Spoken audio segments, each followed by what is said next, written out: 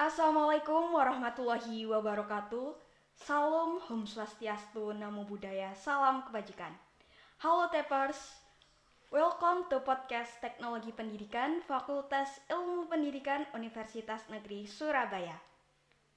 Kembali lagi bersama saya, Galuh Miftahul Nuryani yang akan menemani kalian membahas topik-topik seputar dunia pendidikan. Pembahasan kita kali ini yakni tentang program Merdeka Belajar Kampus Merdeka Lintas Jurusan. Nah, seperti apa sih MBKM Lintas Jurusan ini? Pada kesempatan kali ini kita sudah bersama narasumber kita, yaitu ada Kak Karmila yang kemarin menempuh MBKM Lintas Jurusan pada semester lalu. Selamat pagi Kak Karmila. Selamat pagi, Galuh. Apa kabar nih Kak? Alhamdulillah baik. Kira-kira kesibukannya di tengah pandemi ini selain MBKM lintas jurusan apalagi sih Kak?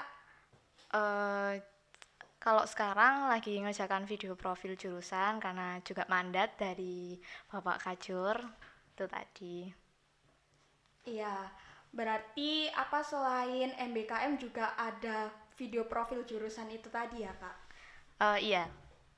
Nah, langsung saja nih teman-teman ke topik pembahasan kita kali ini yakni tentang MBKM lintas jurusan.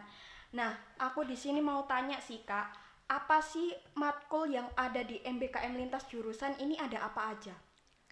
Untuk matkul MBKM lintas jurusan itu kan sebenarnya kita itu kayak dibebaskan gitu loh, memilih jurusan dari mana saja. Eh, Terus untuk mata kuliahnya juga kita juga dibebaskan. Namun dari Pak Andikri sendiri selaku ketua jurusan itu kayak selalu mengarahkan mahasiswanya untuk mengambil matkul yang relevan dengan kompetensi yang ada di TP, dan contohnya itu yaitu matkul DKV. Dan kebetulan aku di sini juga mengambil mata kuliah dari jurusan DKV dari fakultas sebelah juga. Oh iya, jadi meskipun lintas jurusan tetapi harus relevan dengan jurusan TP itu tadi ya Kak? Iya. Dan sebenarnya tuh pokoknya intinya itu dibebaskan, tapi ya tetap dari jurusan tuh kayak tetap harus mengarahkan, harus ada bimbingan dari DPA juga karena kan KRS ya. Kalau KRS kan kita kan membutuhkan persetujuan dari DPA juga, bahkan juga ada yang eh, tidak diizinkan oleh DPA mungkin karena merasa mungkin masih membutuhkan bimbingan lebih di mata kuliah TP seperti itu. Berarti selain lintas jurusan ini, kalian juga harus melakukan bimbingan dengan DPA-nya Iya, untuk mengambil matkul-matkul MBKM lintas jurusan. betul, karena butuh persetujuan. Iya. Lalu terkait dengan alur pendaftaran ataupun proses MBKM lintas jurusan ini seperti apa sih, Kak? Kalau di UNESA ini kan terbagi dari dua kurikulum ya. Ada yang namanya reguler dan ada yang namanya MBKM UNESA tadi. Kurikulum MBKM UNESA. Nah, kalau reguler itu yang ada di dalam jurusan kita sendiri. Jadi kita memilih mata kuliah yang ada di jurusan kita sendiri. Lalu kalau kurikulum MBKM UNESA itu kita bisa memilih di luar jurusan. Nah, kalau untuk alurnya itu sendiri, kita itu yang pertama kita pasti diberi sosialisasi terlebih dahulu karena berkaitan dengan KRS, maka biasanya tuh diberi sosialisasi oleh ketua jurusan, mohon maaf, ketua jurusan dan juga sekretaris jurusan yaitu Pak Andikris dan juga Bu Utari. Nah, itu diberi strategi KRS, kita bisa memilih mata kuliah yang diinginkan, namun ya itu tadi kembali ke mata kuliah yang relevan itu tadi. Jadi seperti itu ya teman-teman terkait dengan alur proses MBKM lintas jurusan. Jadi teman-teman juga harus mengikuti sosialisasi strategi KRS yang diberikan oleh sekretaris jurusan yakni Ibu Utari Dewi dan juga Pak Andi Kris selaku ketua jurusan. Kemudian ada nggak sih Kak kesulitan ketika mengambil mata kuliah MBKM di lintas jurusan ini? Kalau merasa kesulitan itu sebenarnya kan karena mata kuliah yang tak ambil itu kan mata kuliah yang produktif, full produktif ya DKV itu. Nah, kemarin sempat kesulitannya itu karena device yang tak pakai, laptop yang tak pakai itu tiba-tiba itu kayak mengalami gangguan gitu karena ada kayak di matkulnya tuh kayak ngedit video animasi, habis itu juga aku harus muter otak lagi gimana caranya bisa mengerjakan itu dengan lancar, mengerjakan tugas itu dengan lancar. Berarti juga harus butuh dukungan device ataupun keahlian yang dimiliki di matkul yang diambil itu tadi, Kak. Iya, betul, betul. Karena menurut aku sendiri ya, ke device dan juga kemampuan itu bekal buat ambil MBKM lintas jurusan Iya, ini tadi. betul. Iya, nah itu tadi ya teman-teman terkait dengan kendala ataupun kesulitan ketika mengambil MBKM lintas jurusan. Untuk teman-teman bisa mempersiapkan terkait dengan device ataupun mengambil matkul lintas jurusan yang masih relevan dengan jurusan TP. Kemudian di sini bagaimana sih Kak proses pembelajaran MBKM lintas jurusan ini, sama nggak sama proses pembelajaran seperti KRS yang reguler itu? Kalau di jurusan DKV itu sama saja ya menurutku. Cuman kalau di DKV itu untuk pertemuan tatap mukanya itu jarang, sangat jarang karena kan kalau di DKV itu sering sekali produksi dan itu hampir kan semua mata kuliah itu hampir seluruhnya itu produksi. Jadi kayak jarang sekali untuk bertatap muka dan kayak jadwal tatap mukanya itu kayak sama dosennya disuruh untuk ini digunakan untuk membuat output medianya itu tadi. Jadi kayak kita diberi timeline lebih panjang untuk lebih konsentrasi gitu.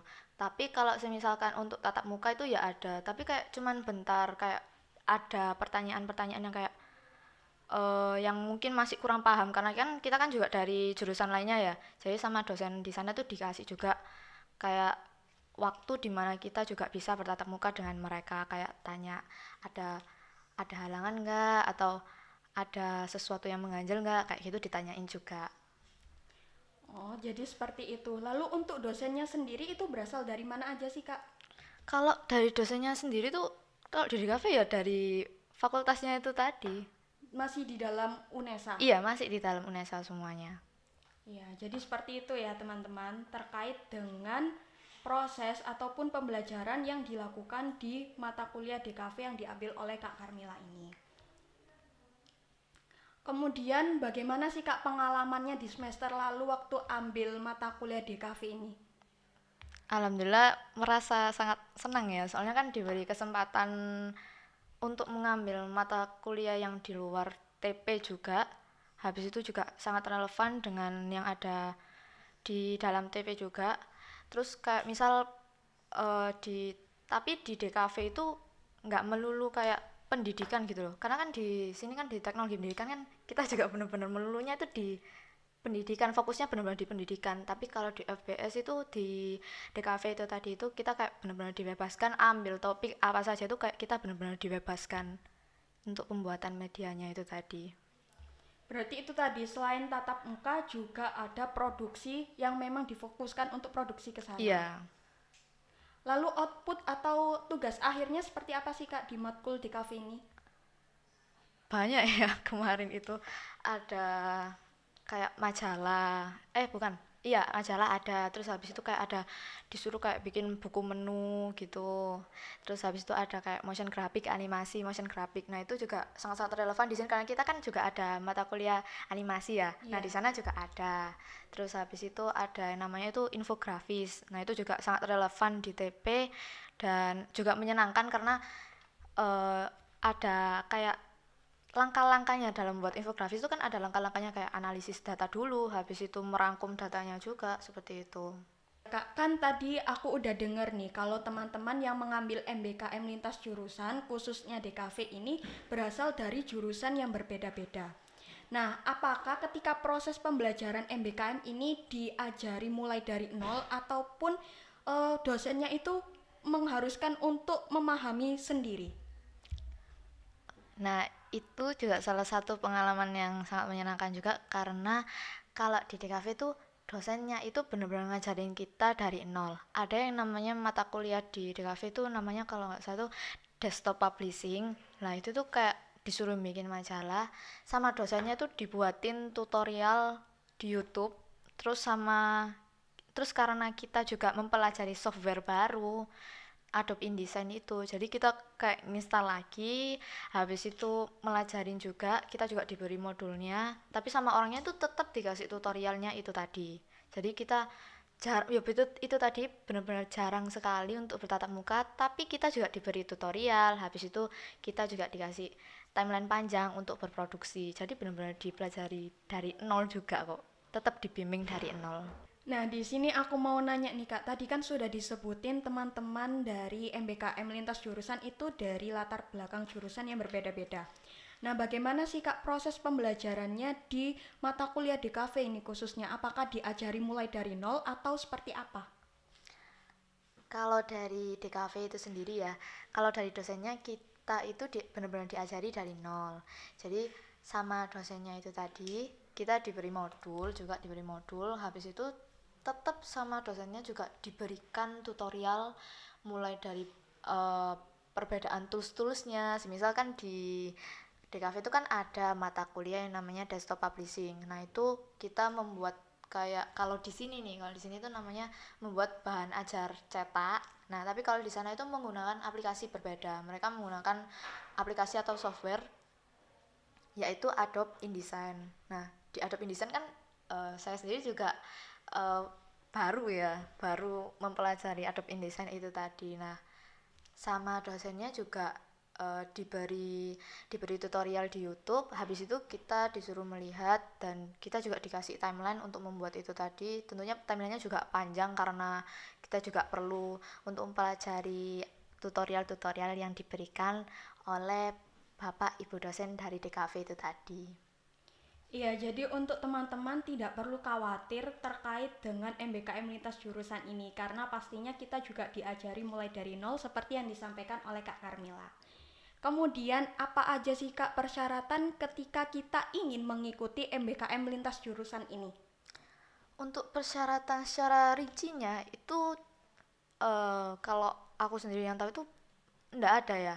Tapi yang pasti juga kalian harus yakin dengan skill yang kalian punya karena di jurusan TKV itu tadi juga matkulnya kan produksi ya.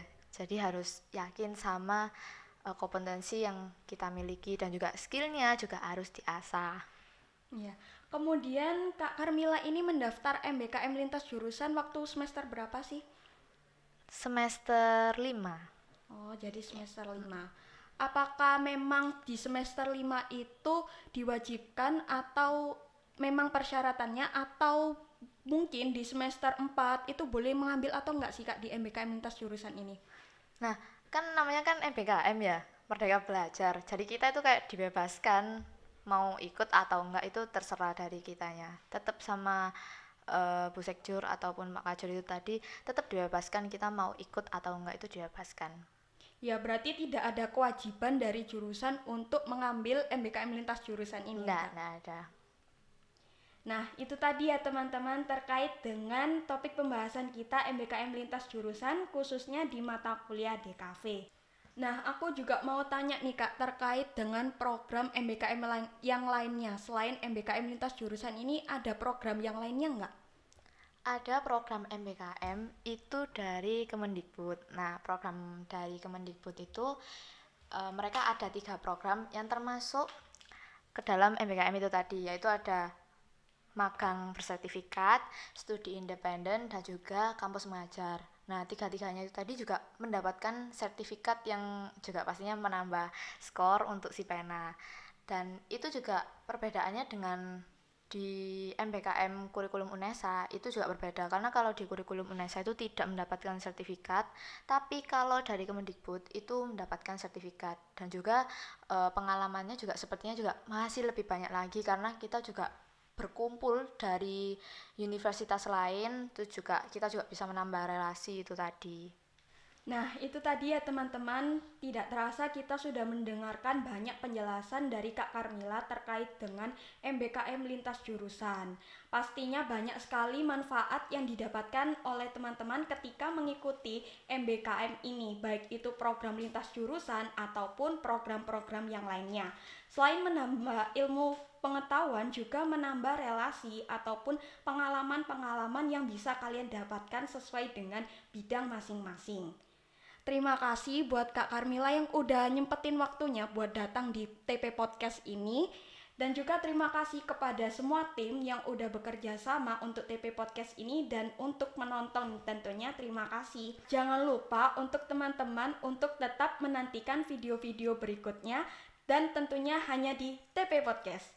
Wassalamualaikum warahmatullahi wabarakatuh. Waalaikumsalam warahmatullahi wabarakatuh. Sampai jumpa. Sampai jumpa.